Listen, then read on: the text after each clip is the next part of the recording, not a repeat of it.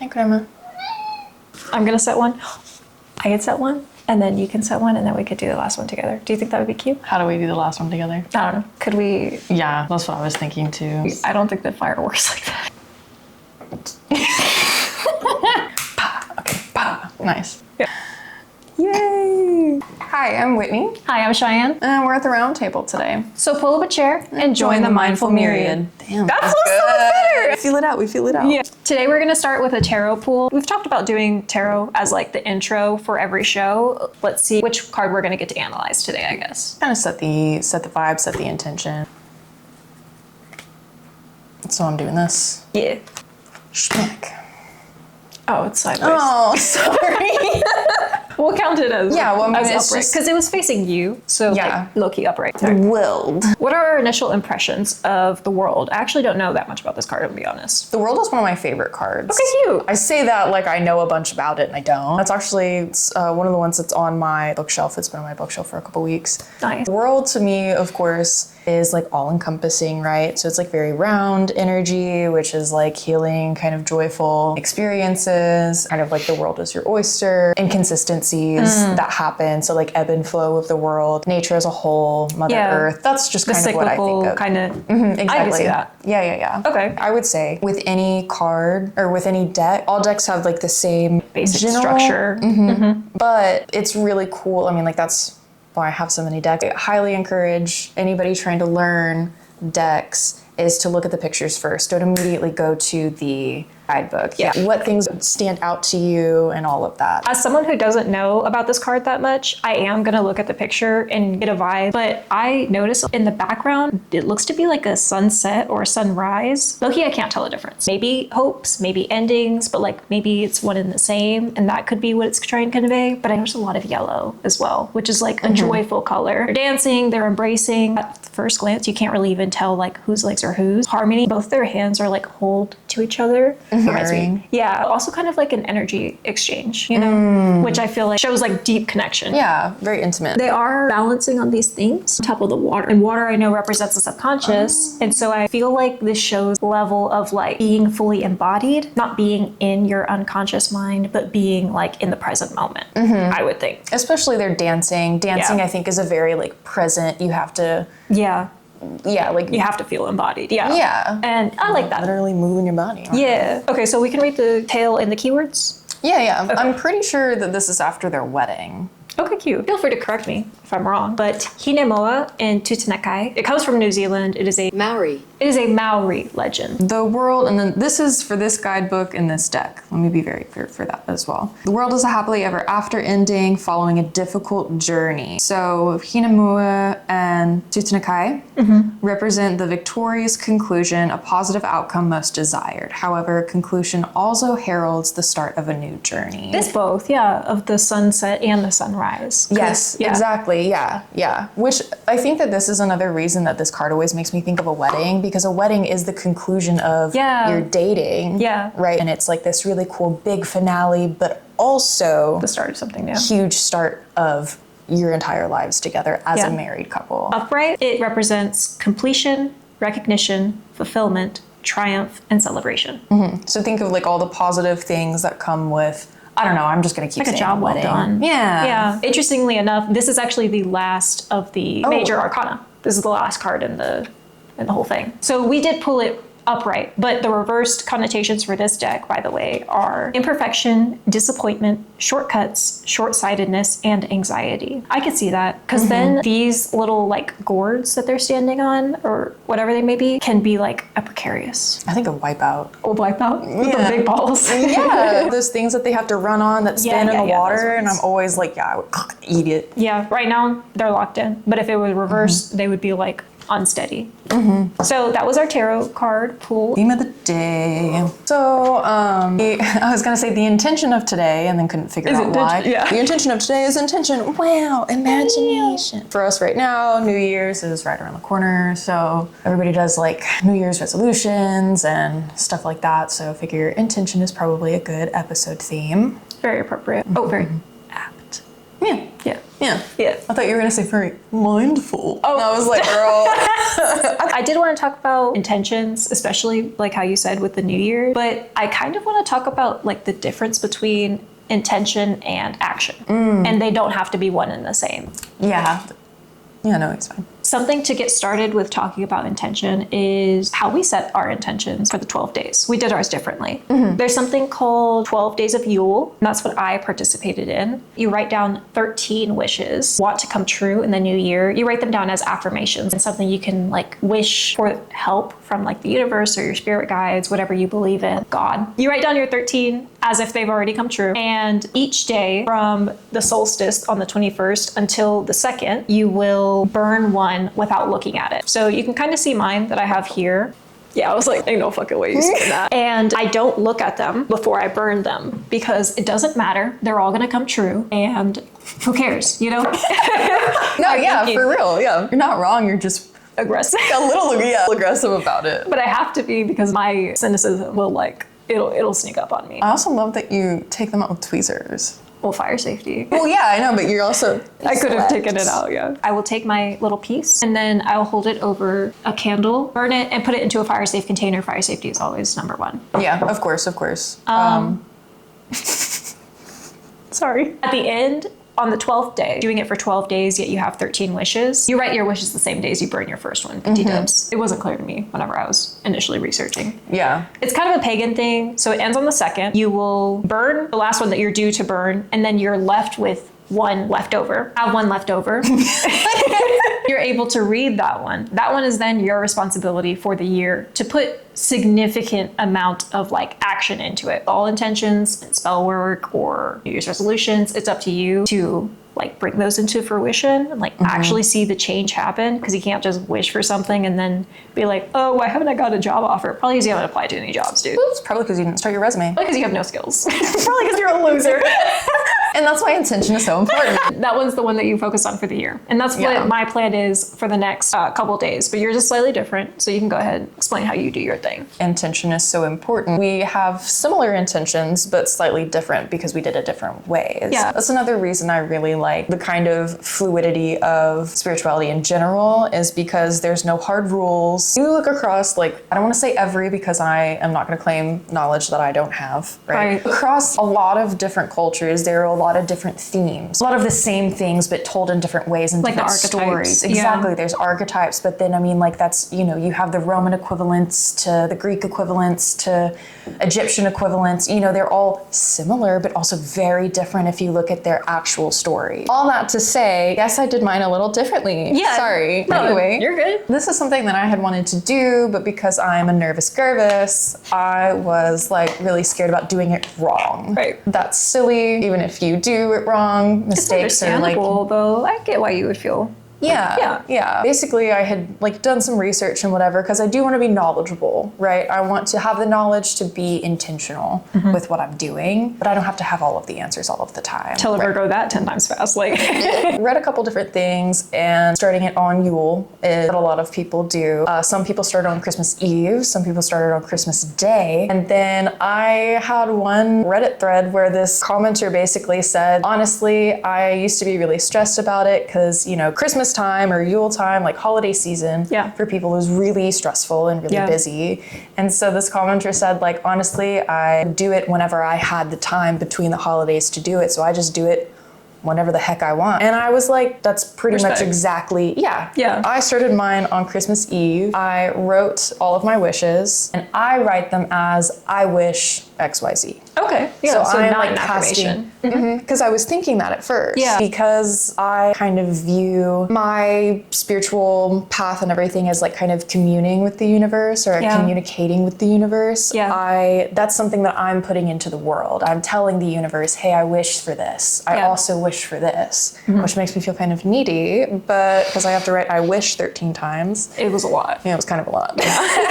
Me, I wrote it twice to make sure that because I wanted to know. I have a terrible memory, but I also wanted to keep track, just at least for my first time, so that I can go back whenever I do it again next year. Yeah. Traditionally, the 13 nights or 12 nights of Christmas, 13 nights are known as, let me fill in a front real quick. Rauhnächte. Rauhnächte.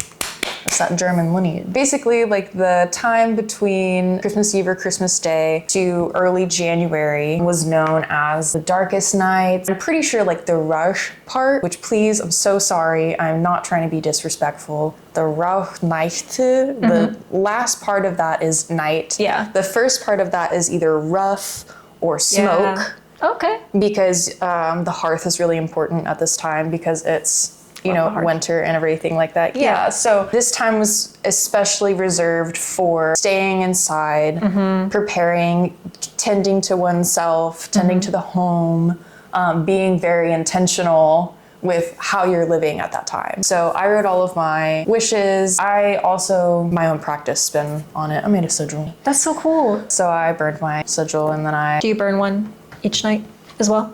I have a cute tiny cauldron, fire safety. At the end, whenever I have my one left, I see that, and that's my like theme, that's my responsibility for the year. Kind of like how New Year's resolutions, people are like, I'm gonna go to the gym more. Yeah. This speak would be more so like, my theme of this year is getting my physical body where I want it to be. Yeah. Making a commitment to my physical health, whether that's, you know, lifting weights more often, eating right, even just going outside. Like just walking down to the end of your driveway or stairs or whatever your living situation is and just like standing in the sun. You don't even gotta leave your house. Just going outside, being outside for just a little bit, I think is like the really, vitamin D is it's really very good for your body. Yeah. Whenever it's like really hot outside, I have like a sliding patio door. My cats obviously enjoy it there. And so I just spend time with them, just like sitting in the sun. But it was like too fucking hot to be physically outside. Right, But exactly. in the AC with the sun shining on me, I was like, cool, perfect. Exactly. So the end result is the same. Yes. But you end on January 6th. 6th, I guess. I've heard that January 6th is actually kind of prevalent in other countries as well as like Women's Day or something like that. Oh. Yeah, I heard this from a Hallmark movie. Okay, But it was actually a really cute somebody movie. fact check it. Somebody fact check it. But basically the women take off that day and they just go and celebrate and have fun with their other girlfriends while the men stay at home and they clean up from all of the winter festivities. Oh, that's a good, I like that. I like it a lot. So I'm gonna go ahead and burn one just as a demo. We can move the candle closer. Nah. Okay. Oh no, great heavens. And that is, great heavens. Yeah, so that's why it helps to have the tweezers. That's why you personally. never use your fingers. Yeah, Okay. imagine. This looks amazing. I've never had to have it dip in wax before. So this one's gonna come extra true. Fire safe container is used for matches. I assume it's fire safe. We will find out. Look at that shit. You can see I know, like through it on. Yeah. Also be mindful you're doing it on paper. Paper smells when it burns. Don't inhale the fumes directly. Please don't do that. Don't burn plastic. Don't fucking do that. Tell people like not to lick rocks. So like, Yeah. I did think of something actually earlier while I was talking about kind of my 13 wishes. Yeah. One thing that I think is also really important with intention is balance. Balance in my personal life is something that I am finding is like super important and applies everywhere. I think that this stone is super underrated, but that doesn't mean it's not special, okay? It's just very beautiful. Just gonna go on screen now. Ta-da! For those of you who guessed amethyst, you are correct. Amethyst is one of my favorite stones. It's been one of my favorite stones kind of ever since I got into this realm of life. Yeah. Okay. I've always been a rock nerd, obsessed. Rock girly. I like rocks. I like. Yeah, so amethyst is very common, because it's a type of quartz. It's a silicon oxide. Amethyst is, how many times am I going to say it's really good for balance and Well, you've actually moderation? never said it. Oh, it's really good for balance. But yeah, amethyst is really good for moderation. A lot of common uses that people use it for. A lot of depression. What would somebody use amethyst for, like in a spell, in their pocket for the day? Something to help them with. Typically, it helps with like depression and anxiety, right? And so that's the most common things amethyst is known for, I think. Yeah. Amethyst, historically speaking, it was carried a lot by people like bishops and knights and basically anybody who had to have really good self-discipline. Yeah. But it's not just like self-discipline in a hard way, right?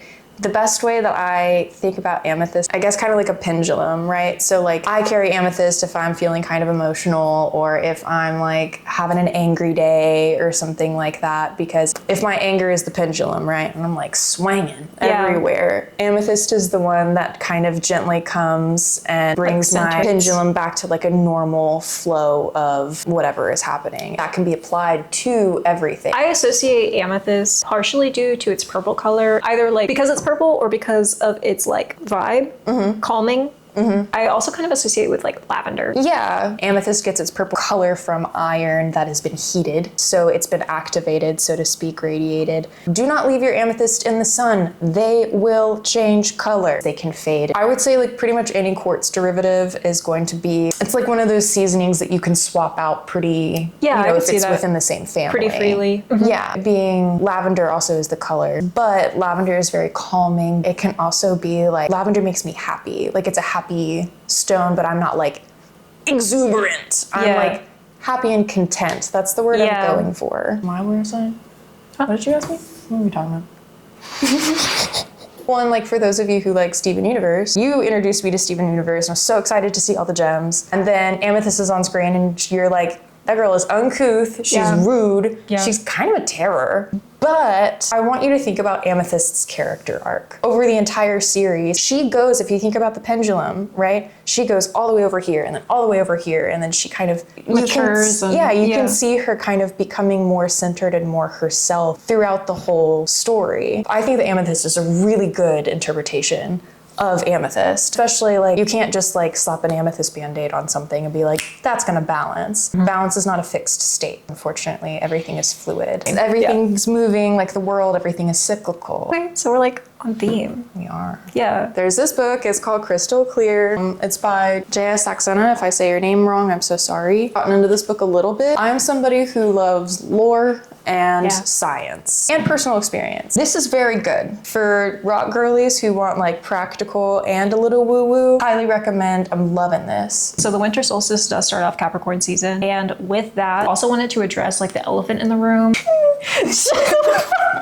I'm putting that in the video. I wanted to address it because people do a lot of their New Year's resolutions during the dead of winter, which I hate.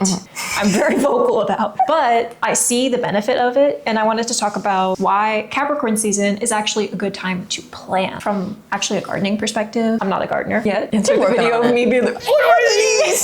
She's a gardener, no. Winter is actually the time where you like take stock. I see what worked, what didn't work. Let me see what I can do better next time. It's kind of like harsh to me. I think that Capricorn being ruled by the planet Saturn, you know Saturn. Maybe not everybody knows Saturn. In like Greek myth, Kronos. Yes. In Greek, he's the one who ate his kids. He's the Titan of time. Oh yeah, and so he's related to time. Chronos, chronology, chronological order, Him being around time and everything, he also like doesn't have a happy ending in Greek myth. Our lesson is learned from him, from his story. Yes, because he was like chopped up, thrown into Tartarus, which is like a hell pit. I think of Saturn being about delayed gratification. That's usually what it represents in astrology. If you see Saturn, you can think of delays, harsh times. You can think of hard work, no shortcuts, also having just a hard time. Not gonna lie. People who are ruled by Saturn, both Capricorn and Aquarius, tend to have like harsher childhoods, and that has to do with the nature of Kronos being a father, like a bad father. Within the myth, the Olympians, Zeus and his siblings, right, they had to like bide their time until there was a good way until he could come out. Exactly.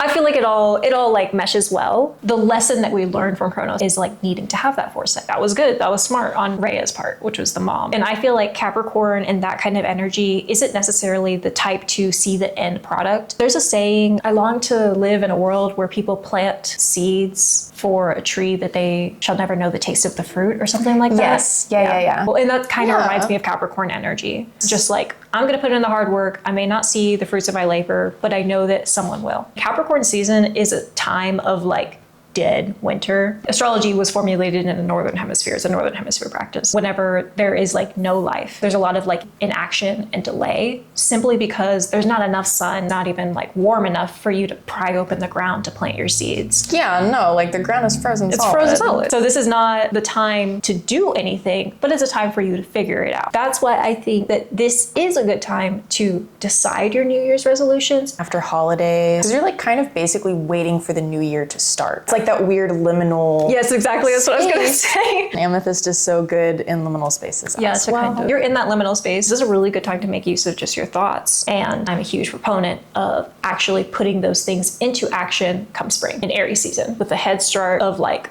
a little Ewing, right? Yeah, Yeah, is that the little baby yeah. lamp? That kind of energy. They're so headstrong and they're so like full of life. And there actually is time, if you're thinking about nature, for you to like plant things and you'll be actually able to like reap what you've sown. But if you do it now, unless you're planting tulips, you're not going to get a good result. Anything that needs to be cold stratification. Probably no one should. I know. So yeah, great time to set your intentions at the moment for the nature of Capricorn season. Well, and meditation at this time is really, God, yeah. it's a really good time for meditation. Amethyst, oh, okay. You bitch. Oh, now? I don't think that's what you were telling me to do. Zuko here. Oh, no. That's literally the mindful Mindful. mirror.